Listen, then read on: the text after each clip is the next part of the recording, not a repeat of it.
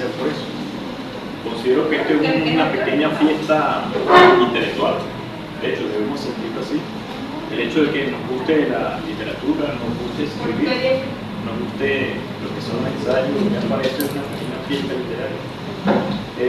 Mi aporte el día de hoy va a ser sobre uno de mis libros, que en este caso es un ensayo que hice sobre arquitectura naval.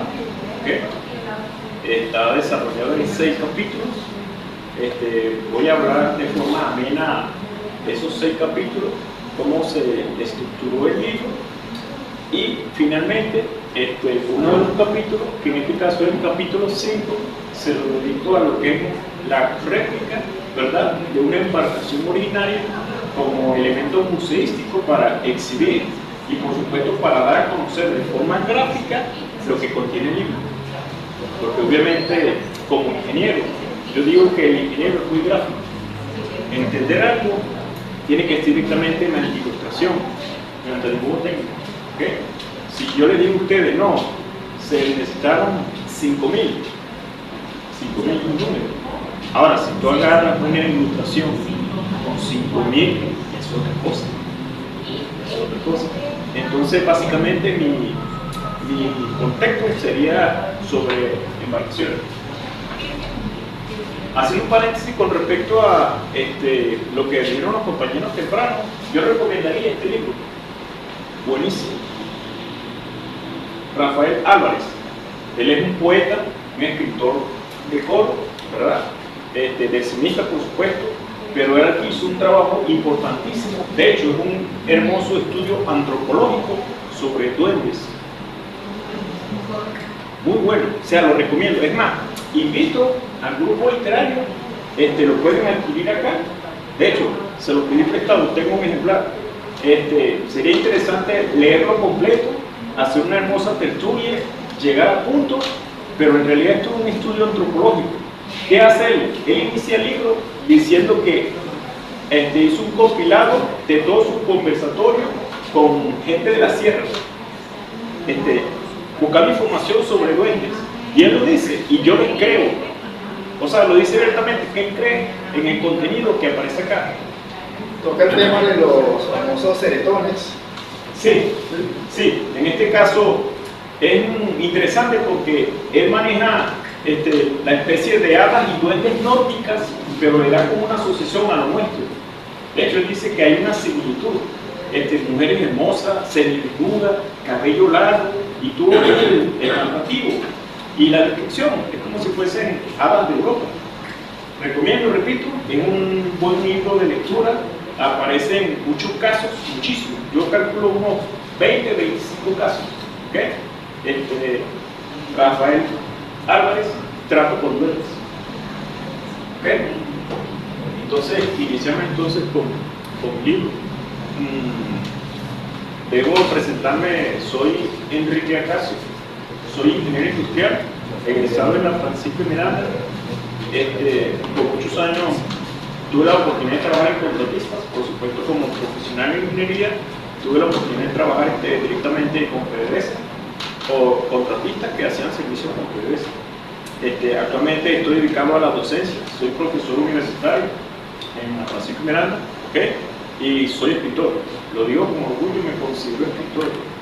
En este caso, yo siento que soy, cuidado si no de las pocas o la única persona que entrego literatura técnica científica, porque aquí hay muchos escritores perfectos, la mayoría se va por la narrativa, décima, poesía, pero si indagamos, imagínense, si es difícil conseguir poetas o escritores, investigadores técnicos, científicos, habemos muy poquitos, somos contados. Cualquiera pudiera pensar que uno de mis libros iniciales, no, en realidad no. Mi primer libro lo escribí en el 2004. Fue un libro sobre realidad virtual, un libro netamente de ingeniería. Inclusive, con mucho orgullo, por aquí encontré uno de mis ejemplares. Cuando hice el registro, recuerden que se hace el registro, algunos tomos van para acá, algunos tomos van para Coro, y un lote de los tomos van para Caracas. ¿Y cuál es mi sorpresa? Que lo pueden buscar, se encuentra por allí, 2004. Mi segundo libro lo hice en el 2013. Considero que es uno de mis libros de mayor peso. Se llama Piedras Parlantes de Cigarra. Es un libro de 230, 235 páginas. Y el libro está dedicado exclusivamente a, imagínense, petroglifos del Cerro de Santana. A mí me ha gustado siempre la paleontología. Digamos que la practico de forma aficionada. Entonces un amigo una vez me comentó, no, pero vamos a hacer una cosa, no trabajemos directamente con paleontología, porque él había descubierto un yacimiento de dientes de tiburón, megalodonio. En Paraguaná y en Coro hay muchos yacimientos de megalodonio, los famosos tiburones gigantes, los dientes. Un diente de tiburón normal es del tamaño de una uña. Los dientes de megalodonio son triángulos como de tamaño, son gigantes. Entonces él había encontrado un yacimiento y por supuesto me interesó, pero me dijo, no, vamos a hacer algo. Mejor vamos a investigar los petroglifos de Santana y luego dejamos la arqueología para otro momento. Me sorprendió, o sea, yo soy de aquí, de hecho, había subido varias veces el cerro, pero desconocía de que habían petroglifos. Para los que no conocen el término petroglifos, son los simples tallados, los tallados originarios, ¿okay? Originarios. Ahorita lo voy a hacer énfasis de por qué originarios. Hay algo que nosotros tenemos que entender como literatos, como ilustres, como intelectuales. Uno tiene que aprender a desaprender. Debemos desaprender algunos elementos.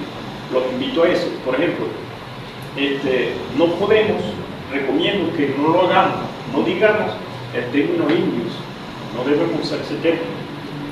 No utilicemos el término indios, no utilicemos el término indígenas. Esos son términos de dominación, no los podemos utilizar.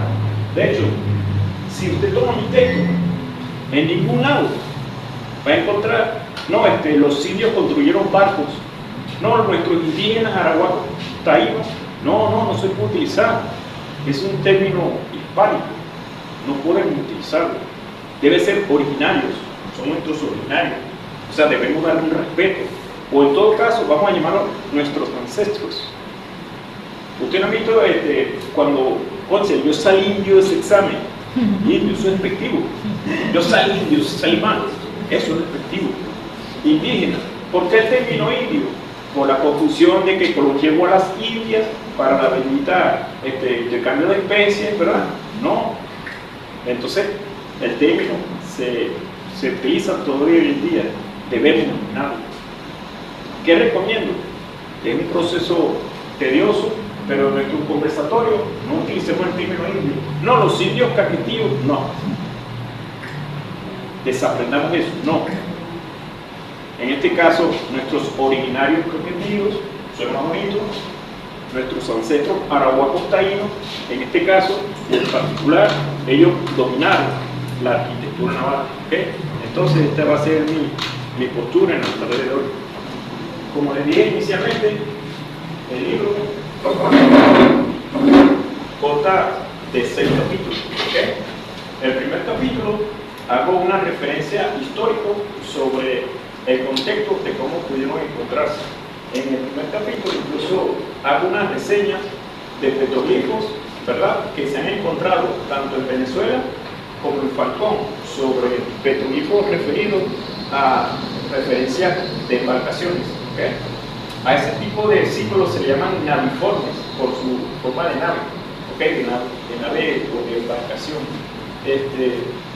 En mis estudios en lo que son petroglifos y arte rupestre, para el proceso de investigación de mi segundo libro, el que mencioné, Piedras Parlantes de Cigarra, tuve la oportunidad de hacer 2 diplomados, uno de ellos a nivel internacional en Córdoba, y nos dio la oportunidad de los que estaban participando en ese diplomado de visitar muchos lugares, ¿verdad? Y algunos registros de esos petroglifos, particularmente yo los presencié. O sea, no es que digamos que tomé un libro de ese tipo, que no, yo lo fotografié, yo utilicé el proceso de cálculo. Por supuesto, ¿por qué se toma esa referencia? Porque a nivel histórico, lo más primigenio, obviamente, serían las manifestaciones que ellos hicieron sobre naves, ¿okay? Por allí. Luego, más adelante, en el capítulo 2, se hace una referencia sobre lo que escribió escribieron, digamos, los historiadores, ¿verdad? Pero en época temprana, lo que diríamos la hispánica temprana. ¿Qué significa esto? En la llegada de Colón, 1400, acercándose a 1500, por allí se puede decir que lo que ellos vieron era la tecnología que manejaban nuestros originarios en ese entonces. ¿Okay? No podemos tocar bibliografía ya muy adelantada. Hay referencias de que nuestra tecnología estaba muy adelantada. Ese fue uno de los alicientes para trabajar el texto. En este caso, el mismo Cristóbal Colón sorprende porque Cristóbal Colón, en sus escritos, ¿verdad?, en su bitácora, él menciona la tecnología naval nuestra y la gran capacidad de construir embarcaciones de gran calado. Ese es mi tema principal. El trabajo trata de eso, de que ellos tuvieron la capacidad de construir embarcaciones pero gigantes. O sea, es increíble. ¿Por qué es increíble? En el segundo capítulo yo menciono también las tecnologías que se utilizaron y algunas voces referidas al tema de arquitectura naval. Por supuesto lo utilizo como segundo capítulo para tener un buen contexto, para que el lector tenga unas herramientas sencillas. De hecho, la narrativa en el texto lo hago una prosa muy rica, muy suave, muy fácil de entender. Como ingeniero no me gusta ser muy técnico, yo evito eso, que sea una lectura muy cómoda, muy suave, que cualquier persona lo pueda interpretar. O sea, no está pensado de ingeniero para ingeniero, eso se tiene que evitar. Lo que hacemos es tomar la ingeniería, que en este caso se conoce como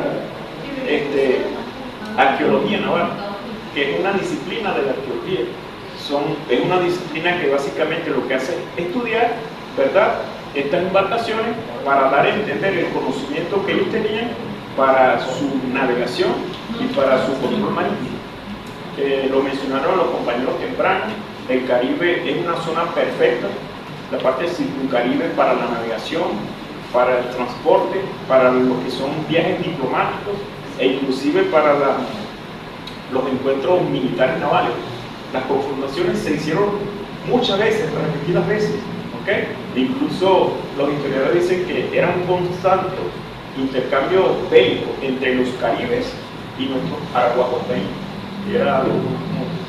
Y algo que sorprende y que mencionó también lo deja reflejado, él llegó a ver embarcaciones con 80 remeros.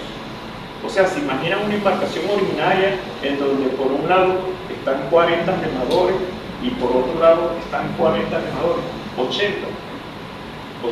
Cuando ellos vinieron en sus noas, más llamadas carabelas, porque ya no son carabelas, una sola era carabela, las otras dos eran embarcaciones noas. ¿Qué significa? Eran embarcaciones más pequeñas. Entonces, con la carabela y con las dos noas, la carabela tiene capacidad para 25, 24 hombres. Y la más grande, vamos a ponerle 60 hombres. 60 hombres que vienen de Europa a invadir aquí, y nuestras embarcaciones ya tenían 80 hombres. Cuando ellos fondeaban cerca del Caribe, ellos no dormían. ¿Cómo iban a dormir si tenían que montar guardia? Porque ellos sabían que con 4 canoas de estas y 80 hombres, hasta ahí llegaban. O sea, ¿cómo podían los españoles, por más que estuviesen arcabuces, no podían hacerle enfrentamiento a una embarcación donde tenían mucho material bélico? Porque eso también lo menciona él. En la cultura nuestra, en la Aragua Cataína, que también se toma de la cultura todo lo que es la parte del afluente del Orinoco y todo el río Orinoco.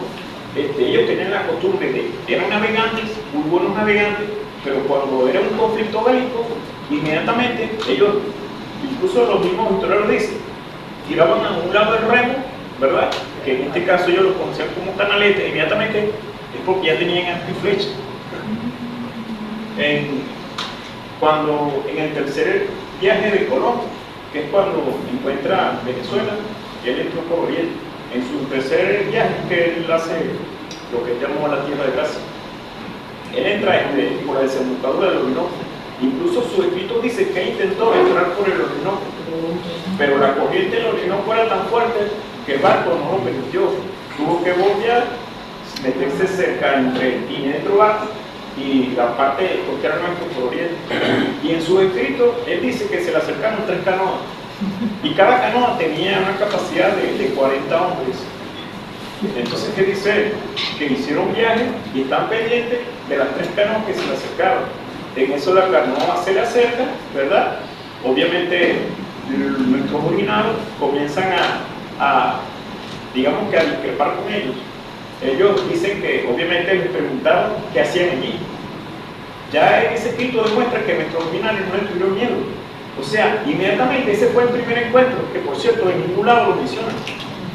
En ningún lado mencionan que en esa fecha, ahorita se lo menciona, está allí, en esa fecha exacta fue el primer encuentro entre nuestros originarios de Venezuela, porque recuerden que ellos venían de Haití, ¿verdad? La parte de Cuba, pero Venezuela como tal fue justo en esa fecha.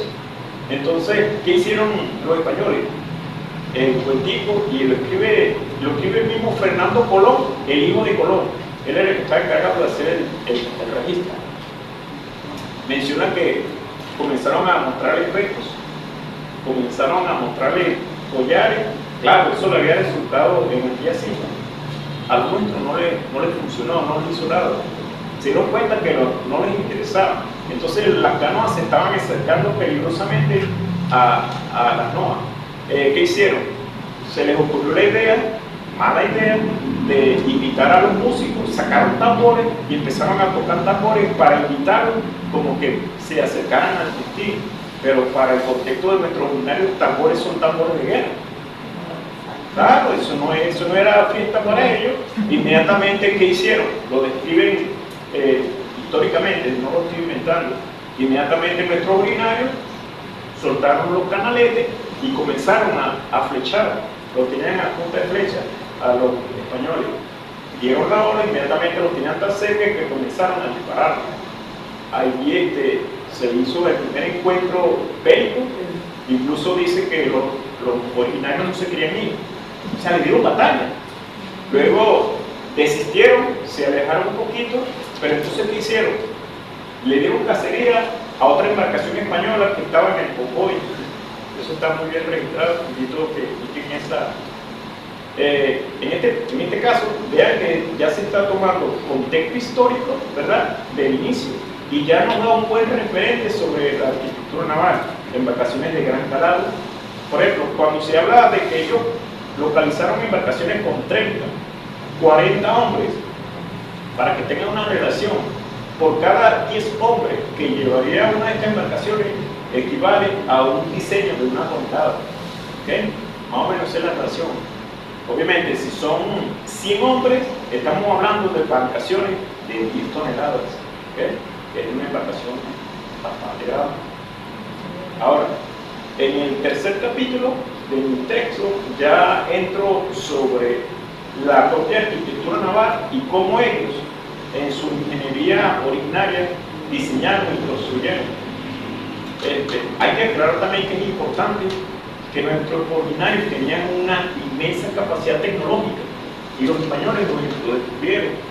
Los españoles, cuando ellos llegaron, se dieron cuenta de que nuestro nivel, digamos, de ingeniería en ese aspecto estaba muy avanzado. Y claro, nos quieren hacer ver que Europa era lo máximo, no es así. Claro, cuando tú entras a un lugar y lo quieres dominar, ¿qué tienes que hacer? Tienes que mentirle. No, lo que es imposible, lo nuestro es mejor. Nosotros somos Europa, el viejo continente, ustedes son los nuevos. Incluso la tecnología era tal, hay un proceso en lo que es la estanqueidad, es el término para sellar los barcos, que los españoles se dieron cuenta que nuestros originarios, en el proceso de calapatear es una vez que tú construyes el barco, le haces un proceso para, digamos que para hacerlo hermético. Ellos utilizaban raíces de mangue, ellos lo pulverizaban, creaban un aceite, ese aceite lo mezclaban con texturas textiles de otros vegetales y para hacerlo más fuerte ellos mezclaban con petróleo. Los españoles se dieron cuenta que ese proceso era mucho más efectivo que el de ellos. Entonces, ¿qué hicieron? Copiaron la tecnología y cuando ellos comenzaron a reparar sus embarcaciones o a construir embarcaciones de cero, como sucedió mucho en Haití, ¿okay? ellos comenzaron a utilizar esa tecnología para llegar seguro nuevamente a Europa. Imagínense. Y está registrado. Claro, pero nosotros en un texto vamos a ver que ellos van a admitir que nuestra tecnología era igual o superior a la de ellos. No lo van a encontrar. ¿Por qué? Porque recuerden que es un contexto de dominación. Ellos no van a decir que nuestra tecnología era mejor. Incluso hay algunos arquitectos navales, cuando comenzaban a hacer trabajo acá, ellos, dicen claramente que la rigidez estructural de nuestras embarcaciones era superior a la de ellos. Era superior. En el tercer capítulo, vuelvo y repito, está el contexto de cómo lo construyeron. Hay un concepto que se llama monóxilas. Mono, de una, silas, madera. Entonces, ¿qué significa en este caso? Que ellos generaban la embarcación de un árbol único. Eso lo hace más difícil. Por ejemplo, si vemos la maqueta, ella, si nos acercamos, ella tiene dos tonalidades de color, ¿ok? La que está abajo es como la tonalidad más oscura y que refleja lo que es el nivel de agua. Esa parte más oscura estaría la representación del casco de un solo árbol. ¿Qué significa? Ellos seleccionaban un árbol de gran altura, ¿verdad? Ellos seleccionaban un árbol que fuese lo más cilíndrico posible. Incluso se hablan de árboles de 30 y 40 metros. Aquí se podían encontrar esos árboles. En la parte, lo que es la parte de la ribera, en el mismo, la zona del Amazonas, la parte de la ribera del Orinoco, abundaban astilleros para la construcción de esos barcos. Incluso hay un pasaje del mismo Cristóbal Colón donde habla maravillas de nuestros astilleros originarios. Y estamos hablando de la llegada, o sea, ellos llegaron y todo lo que ellos veían, entonces, ¿qué hicieron ellos? Seleccionaron un árbol, preferiblemente un árbol cilíndrico, ¿verdad? Inmediatamente lo primero que hacían, eso está registrado por muchos investigadores. Para mi texto me apoyé de 22 buenos textos, ¿okay? Recuerden que es un proceso de investigación, no es mi opinión. Aquí no se trata de nacionalismo, que yo pienso, que yo considero, no. Esto es algo científico, demostrado. Y por supuesto, el texto te invita a analizar los 22 textos referenciales para, obviamente, tú llegues a esa misma conclusión. Una vez que ellos generaban la selección del árbol, inmediatamente venía un proceso de tratamiento. Ellos eran buenos en estructuras. En minería eso se le llama estructuras geodésicas. Es el hecho de tomar, o bien sea ratán, lo que para muchos es bambú, o árboles de diámetro pequeño, generar estructura para dar la altura para ellos comenzar a subir y luego comenzar a preparar la madera. Obviamente tenían que preparar la madera, es decir, eliminar ramas menores, tratar de que la corteza sea lo más perfecta antes de derribar. Luego venía el proceso de derribar, tomar un hacha. Imagínense, estamos hablando de un árbol de 30 metros, 20 metros. Estaríamos hablando de un tronco de 1 o 2 metros de diámetro. Pero hay que ver algo importante. Recuerden que nuestros originarios, ellos utilizaron herramientas líticas. Para ellos no existía el hierro. Vamos a estar claros, el metal no existía. El metal que ellos empleaban básicamente era la fundición de elementos de metales preciosos, oro, plata, para su propio adorno. Pero utilizar cobre, eso, ellos no manejaban eso. Entonces nuestras herramientas eran herramientas líticas, lo típica hacha de piedra, y utilizar mucho las hachas de conchas de potuto. Los potutos, que son las conchas más grandes, de hecho hay perfectos trabajos sobre investigación de ese tipo, tomar la concha, romperla, agarrar los fragmentos y luego, mediante percusión, darle filo, obviamente colocarle mango, y eso era el hacha. Pero hay una hipótesis que me gusta muchísimo, lo menciona en mi texto, eso lo escribió la pareja Anzac. Ahorita vamos a hablar de esa pareja, pero recomiendo ese libro, se llama Los tesoros de las tierras prometidas, creo que es un libro de este tamaño. Es una pareja que hicieron investigación en toda la parte arqueológica, antropológica de Venezuela, la parte costera. Ellos hablaron muy bien sobre la navegación nuestra, de nuestros originarios, hicieron estudios de más de 20 años, ellos lo dicen, Usted ve libros de ellos, el libro es así, formato de este tamaño, de este grueso. Es un gusto, invito a que busquen el libro, es un gusto buscar las referencias y tú comienzas a contar cuál fue su fundamento bibliográfico, literario. Ay, mi madre. Como 250 desde artículos, libros, 250 autores para llegar al... Increíble. Claro, estamos hablando de una investigación de la Central de Venezuela por más de 20 años. Entonces, parte de ese trabajo lo reflejo en mi libro. Entonces, ¿cuál fue la hipótesis magistral de ellos, de la pareja? Ellos plantean que una vez que ya con el sistema de andamiaje el árbol estaba libre, ¿verdad? Ellos plantean que nuestros originarios localizaron piedras de gran tamaño, le hicieron el típico efecto de percusión, ¿verdad? Para sacarle el filo y luego, mediante una especie de péndulo gigante, con lienzo, lo alzaron y luego, con 2 o 3 hombres, tomaron el hacha de gran peso y dejarla golpear. Esa teoría la veo plausible. De hecho, yo diría que es acertada, o sea, es lógico. Si ellos picaban árboles de 1, 2, 3 metros de diámetro en tronco, ellos no iban a hacer la fuerza de China. ¿Cuántos iban a tardar? Entonces, la pareja plantea esa hipótesis magistral, agarrar la hacha gigante y darla con un péndulo y simplemente los operadores agarrar y dejar golpear, plum, plum, lógico, tiene lógica. Entonces el mismo peso, la longitud que me da una especie de péndulo, y a medida que golpeaba, iba giraba, y luego por supuesto, pum, cayó la... Casi siempre los árboles estaban cerca de la ribera, tomar el árbol, arrastrarlo hacia el astillero, luego venía el proceso de digamos que eliminar toda la corteza, hacerlo lo más pulido perfecto. Luego viene un proceso que es importante en las estructuras monóxilas, que es por sustracción. Lo interesante es que esa tecnología se aplica todavía hoy en día. Nuestros originarios, en este caso los actuales, los guaraos, los nuestros, todavía aplican esa tecnología. Tomar el tronco desde canoas de una sola persona, porque lo construyen todavía canoas de una sola persona, a canoas gigantes de gran tonelaje, que es tomar el árbol y por sustracción le generan el cuenco.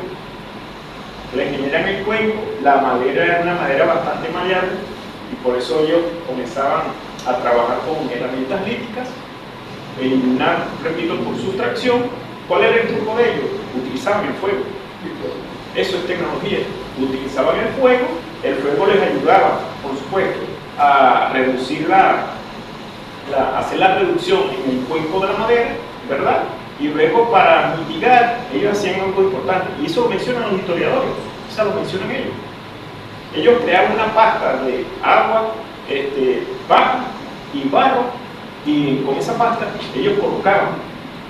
¿Para qué? Para mitigar el fuego, y una vez que se generaba eso, se cortaba el proceso de quemar el interior, voltear el cuenco de la canoa, o en este caso de la embarcación, repito, el mismo proceso para embarcaciones de una persona a embarcaciones de gran tonelaje. Volver a repetir el mismo proceso para el exterior, ¿verdad? Finalmente, una vez que estaba boca abajo, ellos colocaban fogatas y calentaban todo el casco. ¿Por qué hacían eso? Porque el casco tendía a ser flexible. Entonces, una vez que se calentaba, ellos aprovechaban y colocaban lo que son las bancas de remero. Las bancas de remero me dan dos funciones. Me dan una forma estructural, ellas se expandían y luego colocaban con una cuaderna, ¿verdad? Que en este caso en arquitectura naval, algo nuevo sería un mamparo. Ese mamparo me daba rigidez estructural, ¿verdad? Y a su vez habría lo que llaman en ingeniería naval como boca. La boca es simplemente esta separación. Esta separación se conoce como boca. Entonces en el tronco original es pequeño, obviamente es pequeño por la forma cilíndrica del mismo tronco. Una vez que calentaban, ella se expandía lo más posible, incluso quedaba de forma muy ancha. Colocar las estructuras para remos, perfecto. Pero ellos se dieron cuenta que en ese diseño arquitectónico naval era bueno, pero para ríos, para la parte lacustre y para viajes, digamos, del mar, donde el mar estaba de forma tal, para ultramar no les servía. Ahí vino una innovación muy buena. ¿Qué hicieron ellos? Incrementar el calado. ¿Qué hicieron en este caso? Repito, demostrado de forma historiográfica por texto histórico y por los registros. Ellos diseñaron tablones y los anexaron. Los anexaron y elevaron la capacidad de carga de las naves. Eso por supuesto les dio para darse cuenta de que los navíos podrían ser de ultramar, o sea, podrían ir mucho más lejos. Ya no es el hecho de pescar o de navegar o de hacer guerra con otras naciones, porque era común, repito. De hecho, si ven algunos historiadores, era común que nuestros arahuacos se peleaban con los caribes. Era muy común. Entonces, ¿qué sucede en este caso? Cuando ellos suben esos tablones, pudieron adentrarse a otra zona caribeña, más alejada, perfectamente demostrado, repito, por la pareja SAC, desde Isla Aves, Los Roques, toda esa parte de isla fueron dominadas por nuestros originarios. Y está lejísimos, está lejos, está bastante lejos. Claro, ¿cómo lo logran? ¿Cómo se descubre? Porque ellos cuando iban a su proceso de pesca, de captura de botutos, de alimentos, ellos dejaban sus asentamientos, incluso ellos de forma votiva, ellos ocultaban o guardaban muchas figurinas, las que se conocen como figurinas o diosas de Venus, más llamadas diosas de Venus, no es más que una copia de una diosa de Venus en Europa. Pero esas figurinas están registradas en muchas islas del Caribe. ¿Ok? Aquí hay algo importante. Cuando nosotros hacemos un contraste contra, o sea, nuestra cultura originaria, ¿verdad?, en naval, con respecto a la egipcia, la de Mesopotamia, ¿verdad?, o la fenicia, son idénticas, son completamente idénticas. ¿Por qué lo digo idénticas? Porque en ese tiempo no manejaban el metal. Todos esos tablones que les menciono eran por costura. Ellos tomaban el casco ya finalizado, finiquitado su casco, le querían dar altura. Ellos lo que tenían era el proceso de generar huecos. Ahí venía nuevamente el fuego. Mediante fuego, debilitaban, hacían huecos y luego colocaban tablones de más de 1 metro y luego cosían. Ellos lo cosían, era con, obviamente con textiles, obviamente textiles vegetales. Si alguno de ustedes conoce o ha ido a la sierra, es muy común que nuestros campesinos, cuando van a hacer una faena, van, aquí está un bejuco, agarran su machete, tranquilamente envuelven, normal, como si fuera un mecate, como si fuera un mecatillo. Concha, aquí está, este está buenísimo, pica, lo he visto. Me gusta mucho compartir con gente de la sierra. Entonces ellos agarran por el leña, pican su leña, listo. Ah, pero ¿cómo la amarran? No se llama la vida. Buscan un determinado tipo de árbol, ¿verdad? Agarran, pican, hacen sus nudos, vámonos. Del mismo modo lo hacían nuestros originarios. Entonces, cuando hacemos el análisis del contraste de nuestra cultura naval con la fenicia, con la egipcia, repito, hacían lo mismo. No existían los clavos, estamos hablando de la arquitectura temprana. Luego, por supuesto, ellos avanzaron con clavos, inicialmente con clavos de cobre. Ojo, me refiero a la cultura europea, la nuestra siempre fue por costura. Y con eso les daba pie a que la nave tuviera más capacidad de carga, más tonelaje. Eso es un contexto importantísimo, porque eso nos da oportunidad para qué, para avanzar y, digamos, que distribuirse o desarrollarse con otras naciones. Eso forma parte de lo que es el capítulo 3. En el capítulo 4 ya comienzo a indagar sobre básicamente lo que se conoce como un estudio conjetural. Cuando se habla de estudio conjetural es cuando tú tienes los fundamentos y de forma científica tú puedes demostrar que sí existió esa tecnología, que sí se pudo construir. Repito, no es algo que tenga que ver con que según yo creo que no, o sea, se ha demostrado de que, incluso es sorprendente, pero hay un escrito del propio Colón, donde Colón dice que se sorprendió porque vio una embarcación, y estamos hablando del encuentro temprano, donde él vio una embarcación de gran calado que él lo comparó con una fusta. Una fusta es un tipo de embarcación española, fusta o galera. ¿Y cómo la contrastó él? Es una embarcación muy alargada, demasiado larga según el principio de Colón, ¿verdad? Se distanciaba totalmente de forma diferente a las galeras, a los galeones o a las noas, ¿verdad? Porque era una embarcación alargada, una gran cantidad de remeros, un pequeño castillete, y dice que los prohibió para llevar, y contaban con una vela. Entonces cuando Colón ve las embarcaciones nuestras, inmediatamente la asocia con la fusta, directamente, no le quita nada. O sea, no le quita nada, él pudo haber dicho, y perfecto, a diferencia de que las originarias no usan vela. Eso es un tema de discusión interesante. Hay algunos que dicen que nuestros originarios no emplearon vela. Otros se empecinan en decir que es una copia europea, que los nuestros no tenían esa capacidad tecnológica y que después de Colón, cuando llegaron, es que no, eso es mentira, ellos lo manejaron. El mismo Colón lo admite en sus escritos que cuando él llegó, ellos manejaban la vela. Pero ¿cómo era la vela? Eran textiles hechos con palmas de morilla. Lo hacían con tablones o hacían tejidos. En la arquitectura normal nuestra, ellos utilizan algo que se llaman parasoles. Son casas, ¿verdad?, que básicamente es un techo inclinado, un techo gigante inclinado, le colocan paradas de referencia y aquí ellos habitaban. Digamos que eran pequeñas rancherías de pesca, eran habitaciones móviles, claro, los desplazaban. Bueno, si ellos construían ese tipo de estructura, ¿qué les costaba hacer estructura de vela? Por eso no sé por qué hay algunos que se empecinan en que la tecnología, sí señores, la vela fue nuestra. Claro, no digamos que sea máximo, pero es algo. ¿Por qué digo que no es máximo? Porque en este caso, para el diseño de la vela cuadrada, ya tiene varios inconvenientes. ¿Cuál es el primer inconveniente? Que solamente te va a funcionar si el viento te viene de popa. Si el viento viene de atrás hacia adelante, perfecto. Si el viento viene de frente o el viento viene de costado, no te iba a funcionar. Entonces era común que ellos lo que tenían que hacer era desmantelar mástil y vela, enrollarlas y guardarlas y fajarse con puro remo.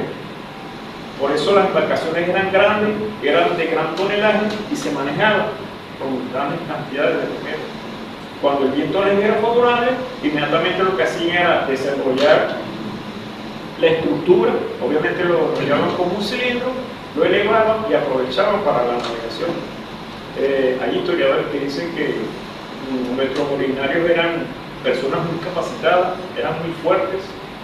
De hecho, hay escritos que dicen que eran personas de más de 1,80 m, 1,85 m, incluso Colón los describe como personas muy hermosas.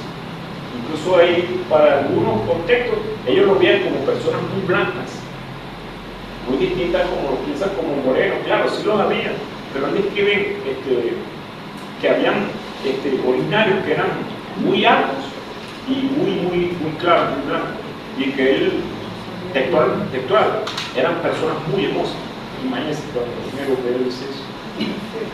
Entonces, a la final, en el libro yo presento eso, muestra de los escritos, del trabajo que se da con respecto a lo que es el proceso de navegación y de la arquitectura. De la vela nos saltamos, por supuesto, la parte de acá. Ven al final, ella cuenta con esto que ven acá. Básicamente también lo reflejan algunos historiadores. Lo que hicieron fue modelar o trabajar los canaletes, hacerlos de forma más exagerada, pero para ayudar a la navegación. Era común que en la navegación uno central, un solo operador, se encargaba de generar el timón. Y cuando por su gran calado la embarcación iba a hacer alguna maniobra de atraque o acercarse a otra embarcación, necesitaban el auxilio de 2 originarios más para sumar 3 canaletes. La misma configuración fenicia la misma configuración egipcia. Si nos vamos a la arquitectura naval, igualito. Los fenicios, cuando estaban en su movimiento marítimo de comercio o de guerra, el mismo concepto. ¿Me va a decir alguien que los fenicios vinieron de allá para acá y nos enseñaron? No, claro que no. O que los egipcios hicieron alguna expedición y misteriosamente llegaron junto al Caribe y nos enseñaron. No, claro que no. Es más factible pensar que la tecnología es nuestra, que por lógica, de forma empírica lo lograron. Porque vean esto, yo sé que es una contradicción. Ellos estudiaron la arquitectura naval, ellos sabían que eran troncos de gran tonelaje, eran pesadas, pero si tú agarras algo muy pesado, incluso tú puedes agarrar concreto. El concreto te puede pesar 20.000 toneladas, pero si a ese concreto tú le haces una forma perfecta y tú colocas ese concreto, te va a flotar. ¿Por qué va a flotar? Porque sencillamente ahí no importa el peso, ahí importa el desplazamiento de ese cuenco de concreto para que te pueda flotar. ¿Usted cree que un barco, un transatlántico, no pesa toneladas y toneladas? Ese es acero. Ah, pero la concavidad que le entregan lo puede. Ahora, la pregunta es: ¿nuestros binarios superaron a Arquímedes porque ellos descubrieron eso? No. Nosotros estamos simplemente diciendo que estaban a la altura de los europeos. Arquímedes, ¿de qué año estamos hablando Arquímedes? ¿De qué estaríamos hablando nuestros originarios? Ellos de forma empírica descubrieron que si ellos tomaban un tronco hueco, por sustracción le eliminaban todo. Señores, el casco es pesado, pero cuando lo botaban al mar, sorprendentemente, tenía capacidad para 80 hombres. Hay un registro donde Colón dice, sorprendentemente, de esa fusta, que él se sorprendió porque había una embarcación que tenía capacidad para 120 hombres. Señores, 120 personas en un barco. Cuando la NOA o la Carabela 24, máximo 50 hombres. Increíble. Definitivamente increíble. Entonces, en la tecnología, ellos ya manejaban los timones para control. Y aquello es interesante. En mi réplica, pueden ver que la réplica contiene un ancla. Eso también lo menciona majestuosamente Anzac. Las investigaciones dicen que ellos utilizaban anclas de piedra. Y las piedras eran pesadas y lo que hacían es que le colocaban arpones de madera. ¿Okay? Ellos seleccionaban la madera más fuerte, de esa manera las tallaban, generaban los arpones, o en este caso las pullas, colocaban majestuosamente el peso y luego de ese peso las amarraban y le colocaban una argolla para que funcionaran como anclas. Si nosotros estudiamos la forma de cómo ellos utilizaban sus pesas para pescar, ellos tenían esa tecnología. Nosotros tuvimos la oportunidad de hacer trabajo arqueológico, un grupo de profesores de la Francisco de Miranda, en combinación con un grupo de profesores de la Central de la Bolivariana de Venezuela. Nos unimos dos grupos para hacer estudios arqueológicos a nivel académico, por supuesto, de la universidad, en un pueblito llamado Tácara. En ese pueblito de Cumareo, varios minutos subiendo la sierra. En ese pueblito se han encontrado grandes yacimientos muertos. O sea, yacimientos en el sentido de que en el poblado llueve y de pronto la misma agua y lluvia, sorprendentemente cerca de la casa, muestra las tumbas funerarias. Los fajos funerarios, recuerden que ellos tenían la costumbre de hacer segundo de entierro. ¿A qué me refiero con segundo de entierro? Ellos se moría una persona, lo enterraban, ¿verdad? Luego que lo enterraban, pasaba un tiempo, lo volvían a sacar y lo colocaban en vasijas de tierra. Y luego hacían en alguna segundo entierro. En ese pueblito se han encontrado gran cantidad de esos entierros. Aparte de eso, el mismo pueblo se ha dedicado a cuanto objeto arqueológico, digamos que compilarlo o colectarlo para que cuando uno fuera hacia allá, obviamente hacer el registro, fotografiar, porque la idea original era hacer un pequeño museo comunitario. Lamentablemente no ha sido el apoyo, pero esa es la idea. Nuestro apoyo como académico era hacer el registro, ¿verdad? Y luego montar ese museo. Pero en ese registro arqueológico se encontraron muchas pesas de pescar. sorprendente porque eran piedras tipo POD, bien bonitica, y los originarios nuestros le hacían un tallado. Encontramos con tallado para poder amarrar, que en este caso eran las pesas para pescar. También encontramos pesitas con el típico huequito donde ellos amarraban, repito, con textiles para las pesas para pescar. Obviamente se manejaban esa tecnología del mismo modo, generaron grandes pesos para su sistema de anclaje. Básicamente ese sería el capítulo 4 del texto. ¿Okay? En el capítulo 5 ya es algo referente directamente al proceso para la construcción de la réplica. En ese capítulo 5 hago una pequeña reseña de cómo se inicia el proceso de construcción, cuál es el objeto de construir esa réplica, porque obviamente, como dije en principio, la idea de la réplica es demostrar de forma gráfica cómo nuestros originarios podían hacer eso. O sea, es simplemente para mostrarlo de esa forma. El hecho de que sí manejaban esa tecnología, el hecho de que de forma monóxila, un solo tronco, luego de ese solo tronco elevar, luego de elevar, colocar el castillete, algunos lo llaman cabaña, ¿verdad? Los timones de navegación y la vela cuadrada, ¿okay? En este caso, la réplica es escala 1:20, está totalmente escala. Incluso, ¿cuál es la idea? Cuando ustedes vean una personita, ya tengan la proporción de más o menos cuál es la dimensión. Yo tenía la oportunidad de hacer un modelo pequeñito, pero me di cuenta que hacer un modelo de este tamaño, o sea, no te va a dar no te va a demostrar la tecnología de lo que ellos alcanzaron con hacer un modelito pequeño. No tiene sentido. Si yo hacía el modelo de este tamaño, ¿de qué tamaño iba a ser nuestro originario? O sea, entonces la forma más aceptable, considere que era este tamaño, por eso se ve exagerado. De hecho, el modelo mide 1,55 m. Estaba muy preocupado porque no sabía si iba a entrar en la camioneta. Lo atravesé en la camioneta ahí medio, pero no sabía si en realidad va a entrar. Entonces la relación es cada 1:20, diseñado para exhibición. Tengo pensado dejarlo en exhibición por un tiempo acá, junto con reseña del libro y algunas copias del libro para quien esté interesado. Claro, porque alguien puede llegar, ¿cómo le esa maqueta? Interesante. No, eso lo hicieron nuestro original. ¿Cómo va a ser?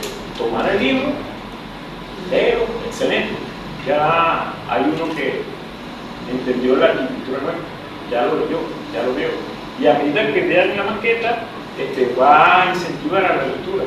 Luego de un tiempo lo vamos a llevar a la Casa de la Cultura Caribana, ¿verdad? Otros meses más, y luego vamos a hacerlo de forma itinerante. Estamos pensando llevarlo también a la biblioteca de Coro. Obviamente se aceptan sugerencias donde pudiera ser presentado, pero el punto es eso. El punto es que la embarcación tiene que comunicarse, tiene que manejarse. O sea, se tiene que mover del lado. Me conformo con que se muestre la carátula del libro, un link donde se pueda descargar de forma digital, ¿okay? Ya este libro fue presentado en Coro la semana pasada, en la firma en Coro. Fui invitado, considero que fue un honor, un representante de Paraguaná, representando un libro que me gustó mucho. No fue fácil porque la intención era presentarlo en la FIBE del año pasado, no se dio.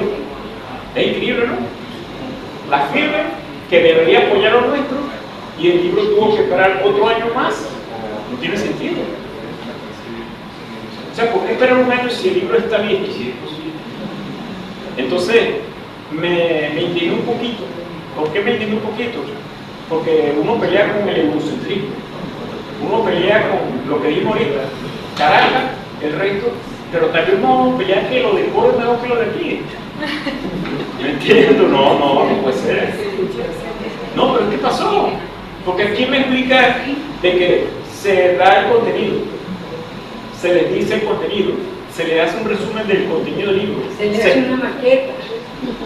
No, me imagino que lo que faltaba era la maqueta para que se enamoraran. Entonces el libro tuvo que parar un año. Lo confieso. Luego de ese año, por supuesto, se dio la oportunidad de presentarlo como ya hay algunos interesados en la publicación. Lo que les muestro acá es un archivo. Se está pensado que sea presentado por Incudé, ¿ok? Ese sería el tercer libro con Incudé. Tengo la oportunidad de haber presentado alguna publicación. Si todo sale bien, para la otra semana estaré el proceso de maquetado, de edición. Ellos tienen la particularidad de que una vez que ellos maquetan, se liberan, no tengo problemas con eso. Yo pienso que el conocimiento tiene que ser universal. O sea, yo no me voy a hacer rico vendiendo libros. Porque yo puedo decir, no, yo lo tengo en Amazon, el que lo quiere digitar me colabora con $4, $5. No, el que lo quiera. Va a la página del Incudé mediante, va al link, lo descarga. Si todo sale bien, cuando vean la maqueta, van a encontrar un link, van a encontrar un QR, una bibliografía, y se van directamente para que descarguen su libro. ¿Okay? Está en conversaciones. Eso es por un lado. Por otro lado, estamos en conversaciones con Editorial Mundo. Obviamente, como soy docente de la Francisco, también tengo esa puerta abierta. Tenemos esas dos opciones. Me gustaría manejar las dos. O sea, abarcar en el sentido de tanto por Incudé como por la y ya para finalizar con respecto al último capítulo, que es el capítulo 6, en el capítulo 6 hago una referencia sobre comparaciones. ¿Qué más? Vamos a hacer algo. En el capítulo 6 hago ya me encuentro. No sé si lo pueden ver. Comparen la embarcación nuestra con la proporción exacta de la carabela. Y la tomo como referencia a carabela porque la carabela era la embarcación más grande. Las Noas, las otras dos, la Niña y la Santa María eran más pequeñitas. Y vean el tamaño. Al final coloqué, para demostrar la relación, viene incluido directamente en el texto. Aquí pueden ver lo que les expliqué. Aparecen, aquí están, los petroglifos que se tomaron como referencia. Por ejemplo, estos dos son de Valencia. Y estos dos que están acá fueron los que yo pude registrar y fotografiar. Están en San José, en la Sierra de Córdoba. Petroglifo muy hermoso, pueden ver que tiene forma de naniforme. Se le da naniforme, ¿por qué? Porque para nuestro contexto, era una nave y una persona sería simplemente una representación.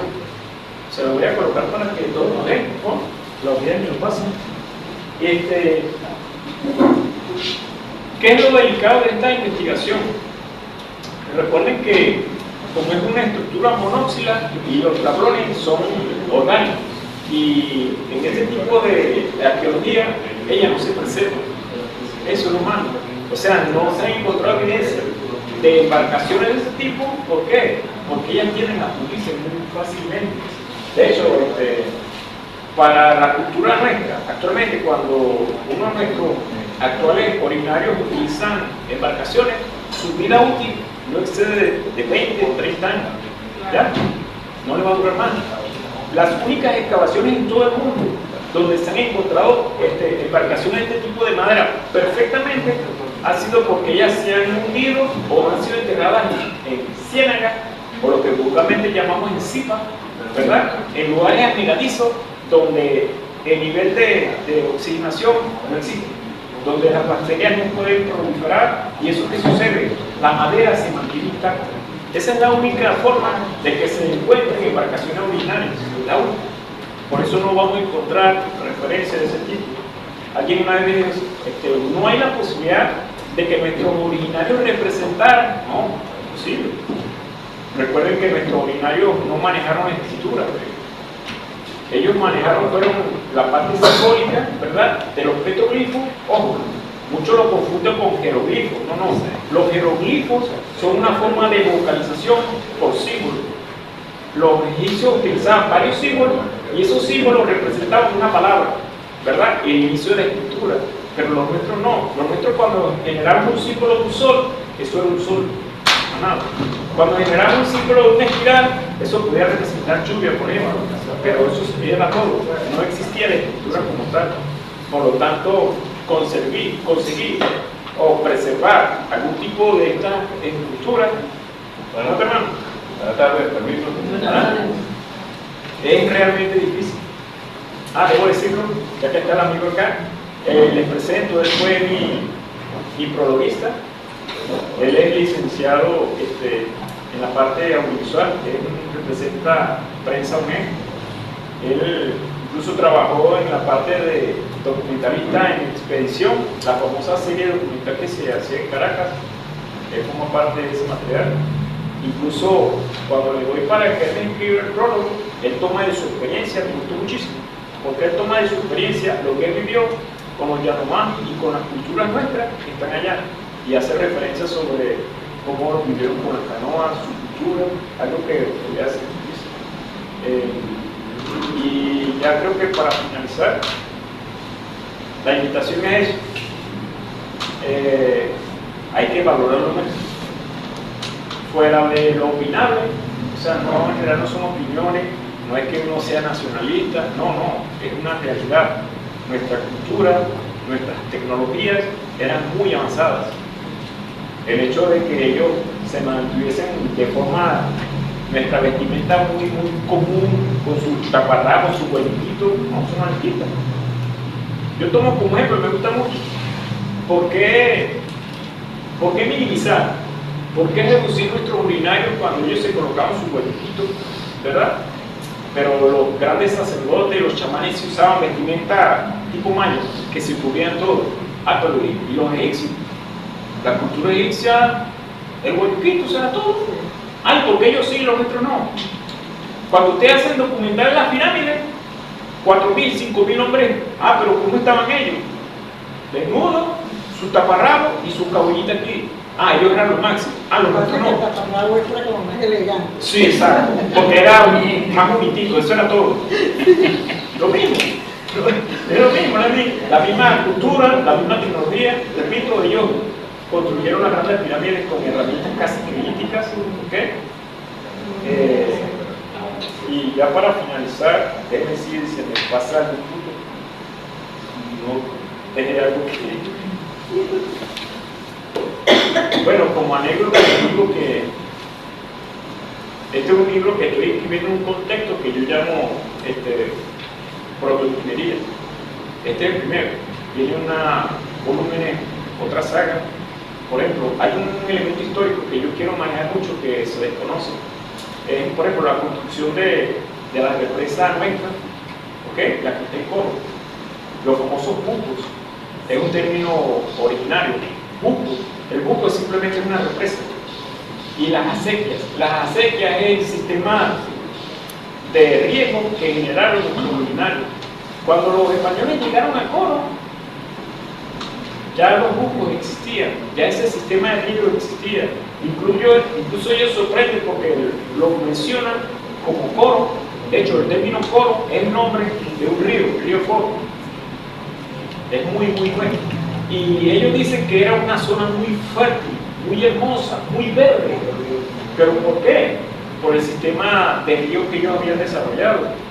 Entonces, hay un pasaje histórico, no recuerdo exactamente, pero hay un pasaje histórico donde dice que el buco reventó, o sea, la estructura como represa colapsó y sorprendentemente de la noche a la mañana, como 1.500, 1.800 originarios a la vez, de forma unificada, levantaron y repararon la represa. Hermano, estamos hablando en tan poco tiempo para reparar una represa. Eso es ingeniería pura. El hecho de que se dañó por un exceso de lluvia, colapsó, se tiene inmediatamente que reparar para que no dañe todos los canales ya establecidos, las acequias, y está registrado de que de la noche a la mañana ya habían 1.000 y pico de hombres trabajando para mejorar. A eso yo lo llamo protoingeniería, una ingeniería muy buena. Vuelvo a repetir lo que mencioné, también está documentado la estructural, lo que es la retícula geodésica, ellos lo manejaron perfectamente. ¿ok? Eso es algo que también quiero en un futuro trabajar sobre ese contexto. Y finalmente, cuando yo inicié este libro, yo tengo la costumbre, cuando inicio, coloco la hora, de pronto me trasnoché, son las 4 de la mañana, bueno, las 4 de la mañana, el día marzo del año tal. Yo inicié ese libro en marzo del 2018. ¿Qué significa? ¿Qué le estoy diciendo? Para ser escritor hay que ser constante. Yo quería escribir esto, sí, pero esto no nació que no, voy a escribir un libro, 2 meses.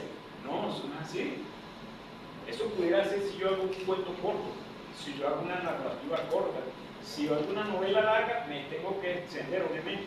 Si quiero una novela más elaborada, de más universo, pero en este caso un tema de investigación, lo inicié en el 2018. Y lo inicié en paralelo con 4 textos más. Imagínense. Por eso les digo, escribir está en las personas, en escribir. Ahora, ¿qué tan bien o qué tan mal lo hago? Eso no depende de mí, ¿no?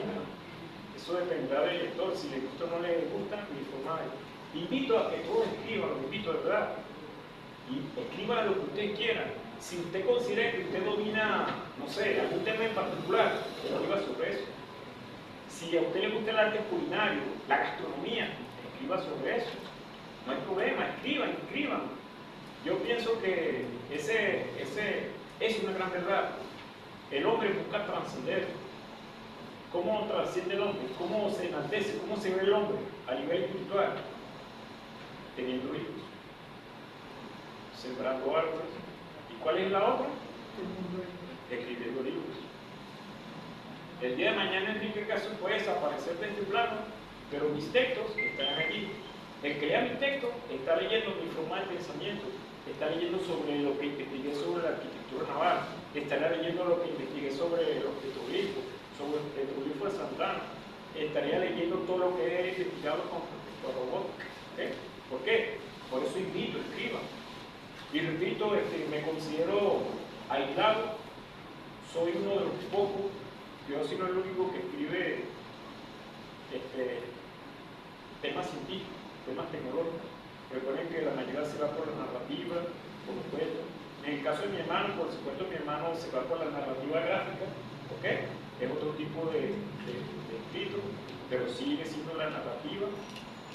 Y nada, eso. Invito a que escriban.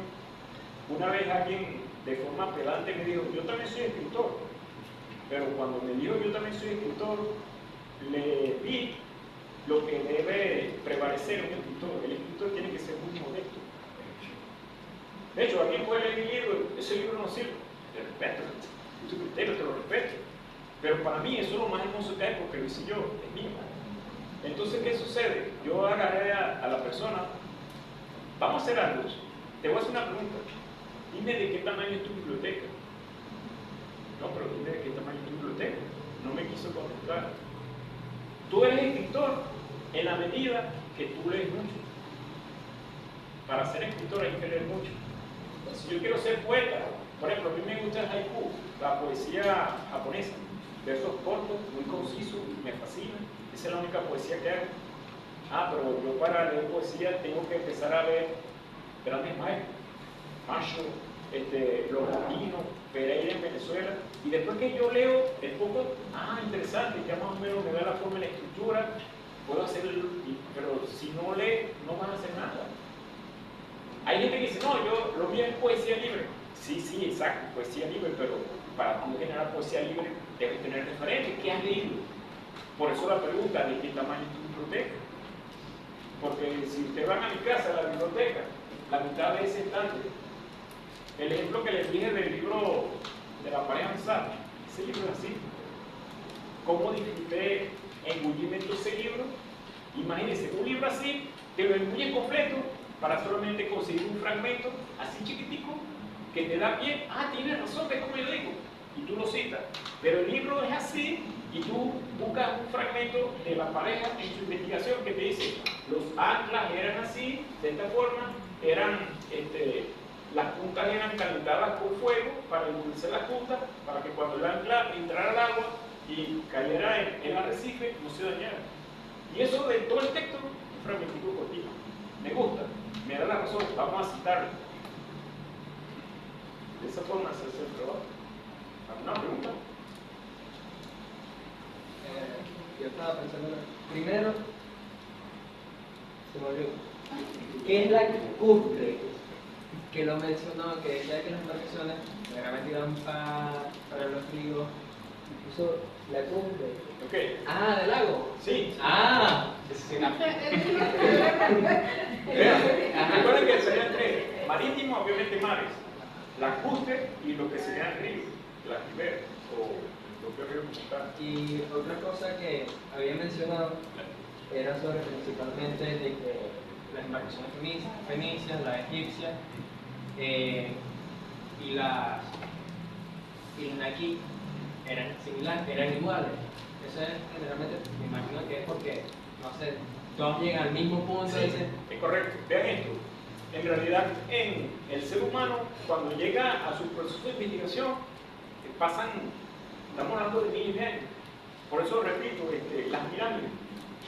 Les pregunto, las pirámides, los egipcios tuvieron contacto con los mayas, los mecas, no tuvieron. Con los incas. Pero ¿qué sucede?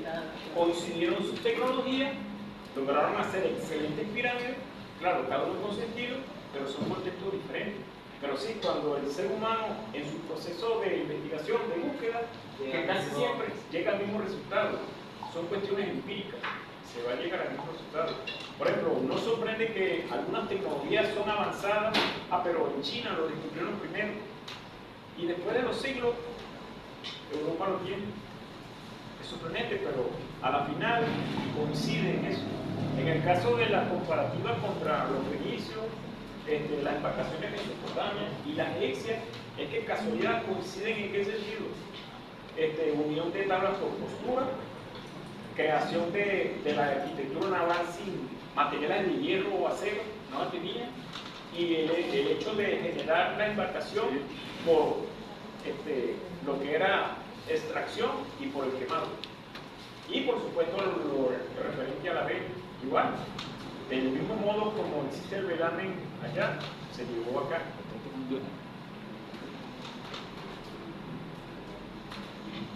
lo otro que quería añadir era más que todo el agua, porque me encanta saber, no solamente ver a Bianchi con mucho interés en otros tópicos distintos del programa, sino no solamente eso, sino el esfuerzo que le ha colocado.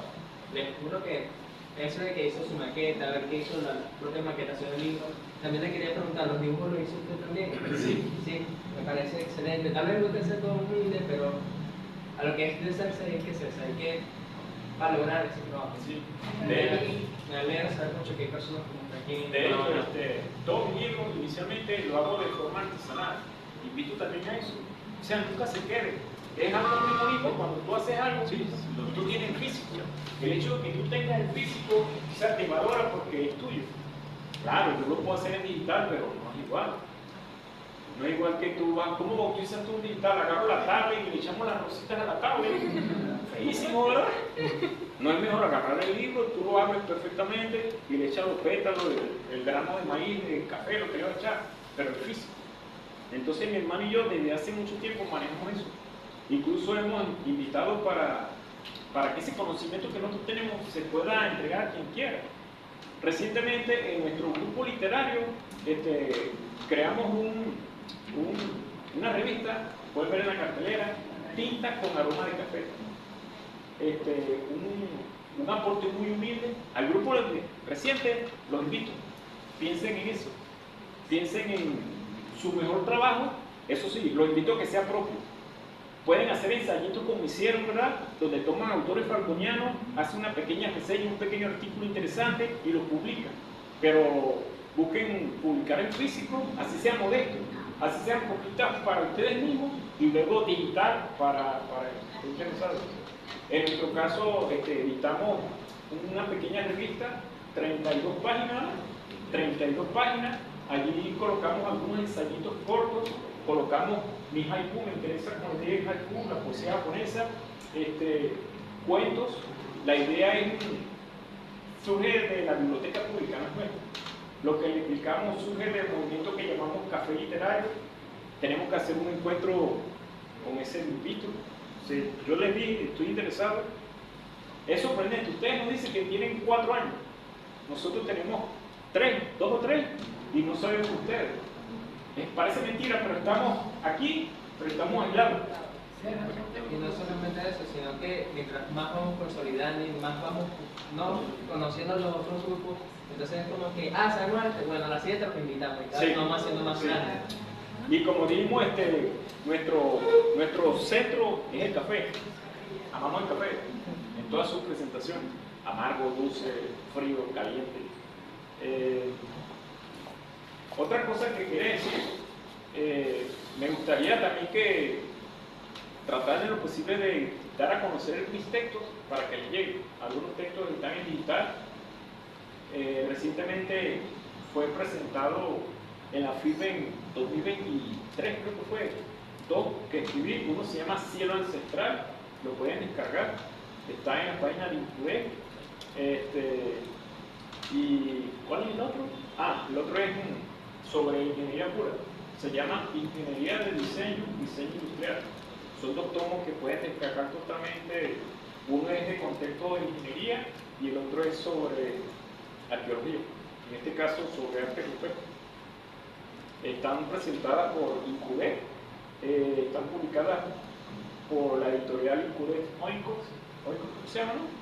Oikos. Pero este libro, yo creo que es mi texto número 16. 16 textos, imagínense. Por eso le digo, es que es un libro. Yo pude haber iniciado mi tertulia, yo escribí 16 libros. Oye, si alguien me dice, yo escribí 20 libros, oye, eso es para intimidar. No, yo primero he hecho mi cuento, hablo sobre el contenido, lo que me gusta, listo. Yo escribí 18. Desde algunos capítulos de trabajo de investigación científica y algunos textos de ingeniería, pero la mayoría son eso, son textos de divulgación científica. De todos mis escritos solo tengo un pequeño poemario, se llama Astros Arcanos, pero no está publicado. Es un contexto de un libro de poesía. Por cierto, le regalé un ejemplar a Inti, claro, le gustó muchísimo. Un formato alargado bien bonitico. Me gustan mucho de mis textos. Por cierto, lo pueden ver en algunos textos de tinta con aroma de café. Nosotros nos gusta mucho trabajar el libro arte. Tú agarras el libro y en el libro aparecen pop-up, esos famosos libros 3D. Eso enriquece porque entrega escultura. Pop-up, tú abres y se abren modelos 3D, o el típico que tú sacas piezas y armas como algo lúdico que forma parte de la poesía, lo guardas. Ese es nuestro contexto. ¿Una otra pregunta? ¿Algo que quieran aportar? ¿Cuánto tiempo se echaste de la...? Esa pregunta me la hicieron temprano. ¿Sabes qué me acordé de cuando tú estudiabas ingeniería? ¿Qué hacías por la mañana? En realidad me tomé 3 semanas, sí, como 3 semanas. Una semana dedicada al puro casco, la otra semana a levantar los tablones. Es interesante, ¿por qué? Porque cuando tú elaboras la maqueta, te da ideas, o mejor dicho, te da respuestas de preguntas que tú nunca te hiciste. Imagínense, eso es importante.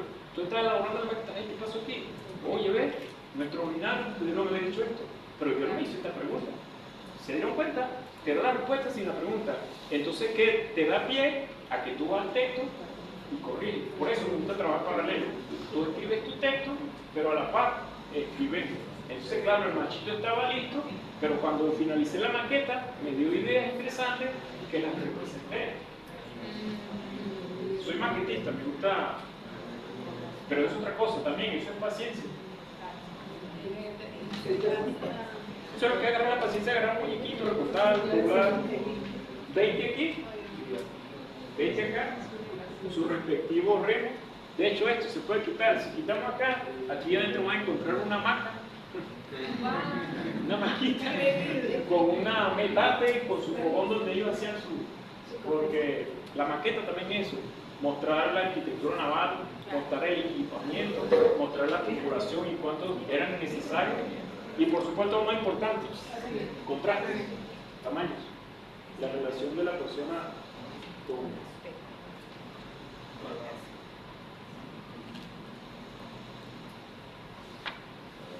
¿Otra pregunta? Venezuela.